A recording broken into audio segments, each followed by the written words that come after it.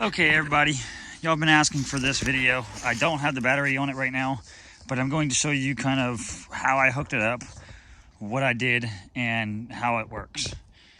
So, starting with, this is a little 30-pound, 5-speed mini Kodo. What I did, this is everything you're seeing. I'm going to show you. So, I'm going to unscrew this here. This little tab here is your adjustment that comes with it. It's normally on the pole, and it goes up and down on a pole to adjust how high you want it. Well, I didn't care about the adjustment on how high because I'm going to be no matter what. So anyways, get back to what I was doing. So this is the fiberglass pole that came out of this here. So all I did was take the pole and cut the pole gently around the edge so you don't cut the wire that normally goes through the middle of it. So once I had that cut through there and I had the wire exposed, I took this apart, opened the back of it up, disconnected the wire so I could pull the wire through and take this top off. The reason why I wanted this top is so when I'm sitting here, I can have my right hand here and I can turn left, and I'll show you how that works. But you turn left, the motor goes left. You turn right, the motor goes right. Turn right, motor goes right. You turn left, the motor goes left. Blah, blah, blah. You get the point. Okay. Anyways, now, so my battery hooks here. And what I did is I just took these simple little clips. They hook on when the battery's in. And what that does is that gives me the ability to run, this is string. That's nylon 550 cord, paracord, or whatever. You can use whatever string you want. I used paracord because I had a bunch of it left over. But I installed this on the side. This is just a U-bolt to help guide the strings. So, all right, so now getting back to this. So after I cut this pole, I took this piece of wood and I cut a piece of wood so you can see. It's just a piece of wood, drilled a hole on both sides, so wide. It's about 6 inches wide, 5 to 6 inches wide. And what I did is I put this bolt going through the shaft to hold this board on. Underneath this, hold on, gotta raise this up because there's so much tension on it right now. Okay, so underneath this here is, inside here is the shafts going through. It's just a bolt going straight through. You can see inside there, it's just a bolt going straight through. So I did that. This piece here holds this on so this doesn't come off. It stays on. Give me 1 second. I'm gonna put that back on real quick. Okay. I just screwed that onto the bottom right here, tighten it up, and that makes it to where this doesn't fall off in the water or anything. Of course, this is bolted straight to the body. So if you're going to do this attachment, you're going to hook this up, you're going to be, just know that you're going to be drilling into your hole. But these holes, no matter what, they get water in them anyways. It's not going to be the end of your life. I've got a bunch of basketballs and volleyballs and dodgeballs and a bunch of that stuff. I've got them, I flattened them down to nothing. I put them in the front and the rear, and I took those and filled them up with air. So if it does get water in it, it's not going to go down underneath the water. I bought these off of Amazon. They're just quick openers. They allow you to turn them, open them up. I have one there. I got one under the seat and one in the front so I can run all my wires. Now, the boat itself, the kayak itself I got from Walmart. I think I paid 300 bucks for it. The motor I got from Walmart. I think I paid 100 and something bucks for the motor. Now getting over here to the motor. So this is where I cut it off. This is the same bracket that comes with it. Same, that's why I still have the tilt, the tilt part and all that stuff. I still have this button here that allows me to tilt and everything. I cut the tip of it off, that's why it looks weird, but also have this here, this is still on here. This gives you the ability to stop it from moving when it's sitting stationary, but I leave it open. Brought the pole through the wood, put me a bolt in so it stationaries that, so it won't move. On each end of this wood here is about 8 inches long. That one over there is about 5 inches. And the reason why you have to do that is to get you the leverage to be able to turn this one easier than that one. So that one needs to be smaller, this one needs to be wider, so you can get the ability to turn it. Just drilled holes right through it, tied the rope on it, This left rope goes all the way down to here, then goes all the way through here, and it goes to the right side. The left side, it goes all the way down, all the way up to the right side. And what that does is it gives you that right to left feeling that you actually really get when you need to turn and get the right and left. Now going to the wiring, all I did with the wiring, I can't exactly show you, maybe I can, but all I did was get some good heavy gauge wire that matches it, and I just took that wire and extended it color by color. The color that's coming out of here that was originally in here, I just matched those colors and extended the wire all the way down to match the colors here. That was the control, the power that came off of it. I extended that over, so I have power that goes to the battery. Positive, negative goes to the battery there. What you're seeing here, these lights here and these switches here, these are my front light on the front, which I'll show you that in a second.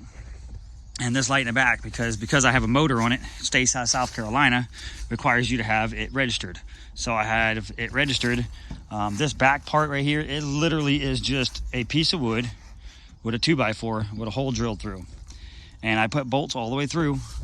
And the reason why I did that is because the first time I went out, I hit a stump. This whole board broke off because I only had it screwed in. So now it hits stumps and it just bounces right over and it don't hurt it. But this is a through bolt going all the way through the bolt. As you can see, with washers, fender washers, that allows you to have strength here to hold it. I got another through bolt goes through here with a fender washer going into here, holding this down, and then some more bolts going through.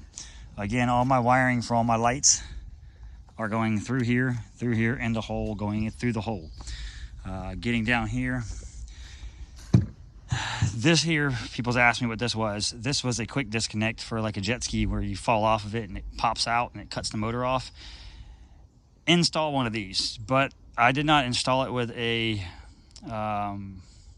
relay switch on it, so it burnt the switch up. So I no longer right now have it working. But if you do put one of these units on here, be sure to hook up a relay and put a kill switch on it, because if you fall off this thing, you're going to be swimming in the water and your boat's going to be, well, just keep on going. It'll keep going and keep going until it hits something. So make sure you put a kill switch, so if you fall off, it will die and you can swim back to it. Getting back to telling you about the whole situation with the lights, all those switches and other wires right there come down the hole to the front. Gives me a light here, it gives me my bow light on the front with my green and red, and my rear has my white light. You have to have these in order to have it. I registered it last year, and the reason why I registered is so I can go out on the water, because I have a motor on it. It is a boat with a motor. Underneath the hull, I've got these LED strip lights, waterproof on both sides.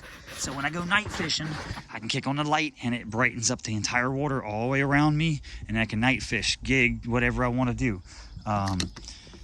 Waterproof switches to allow water not to get in them. Yeah, so it kind of sums it up on the whole situation. But yeah, so if you're wanting and you're interested in doing it, mini Komodos, if you're handy and you feel like doing it and you think you can do it, it's not that hard.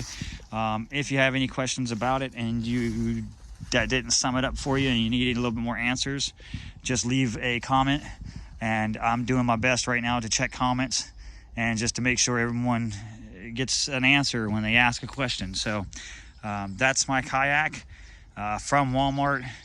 It cost me $550 for the entire setup, motor and boat, $550. It was $10 or so to register it, and the only reason why it was that much is because I had to get a title, because I did not keep the title and the paperwork that came with this. I threw it all away not knowing it was a title. So when you get this, you get a title in the package that comes with it, and you have to have that to register it. So if you plan on putting a boat motor on it, register it. State of South Carolina, you can get tickets and fines that cost more than it does just to go register it. So take the time, register it before you get out on that water, because they will bust you. Other than that, I mean, yeah, it's been working good. I've had it for about a year. I take it out every other weekend. I've had no issues with it. That little 30-pound thrust works wonders. I get about 4 or 5 miles an hour on the water, but it's not about speed. When you're out there, it's about maneuvering and getting around in between everything, and being able to fish with one hand and use the motor at the other hand. It's so much easier than paddling and trying to fish. And the ability of having this here with the strings attached and rear like that, you get right's right and left's left. If you just take and put a board like people were doing off the side and hook your motor to it, you're going to be left's right and right's left. So it's opposite. So it's kind of confusing for some people. So, you know, if you don't want to sit there and have to think about what you're doing and you just want to go right and hit right to go right, well, this is the way to do it. It gives you that ability. Of course, I use a car battery. It is a lead battery. Don't use it. I am trying to save up some money for a lithium battery that is sealed, maintenance free. If I were to flip this thing over in the water with a lead battery, that acid's going to drip out of that battery, and it's going to be in the water. So don't do that. If you can help it, don't do it. Get you a lithium battery that's sealed. The other reason why you get a lithium battery is because they're deep cell. Deep cell batteries last longer. They're able to charge. They're able to drop down to low voltage without being damaged. My car battery, I dropped it down to completely dead a few times, and that caused serious problems with it. I had to buy another battery. It's basically a waste of money. Save the money up, get you a lithium battery that's sealed, and you won't have that issue. But anyways, yeah, that is what it is. If you have any other questions, give me a shout. But that's what I did, and that's how it works. You can go on Amazon, and instead of getting this wood little T that goes on top, they do make, I don't know the name of it or but I have seen it. They make a plastic design that mounts on here, and it has strings attachments on both sides, so you can attach a string to it, and you can do one up on that there, so you could do the same thing without the wood. I just used the wood because I didn't want to pay $30 a piece for the parts, so I just made it out of wood. If you're handy, anyone can do that. It's literally just cutting a piece of wood. I mean, this was a piece of wood off of a pallet. That's why it looks funky. It came off of it's a pallet wood. So anything works. If you want to get out in the water bad enough, you'll do what you got to do. But yeah, there it is. If you have any questions, leave a comment. Like the video and subscribe if you like my videos. More to come.